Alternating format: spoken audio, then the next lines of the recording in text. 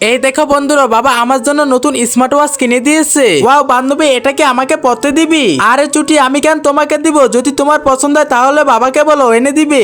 আরে বাবা, হ্যাঁ বাবা বলো কি হয়েছে? বাবা আমি তো একটা স্মার্ট ওয়াচ চাই। আরে ওয়াচ দিয়ে কি করবে? যখন আমার পালা আসবে তখন তোমাকে এনে দিব।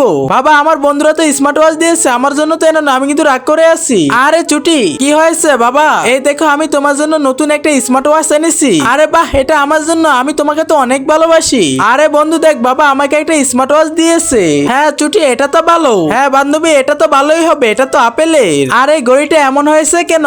আরে তোমার ঘড়িটা তো নষ্ট হয়ে গেছে। মনে হচ্ছে তোমার বাবা এটা সস্তা দিনে দিয়েছেন, তাই তো নষ্ট হয়ে গেছে। তোমার বাবা তো ঘড়ি। আরে বন্ধু, তুমি আমার বাবাকে কোনো বাজে কথা বলবে না। আমি তোকে জব্দ করার জন্য একটা নকল ঘড়ি তো কিনেছি।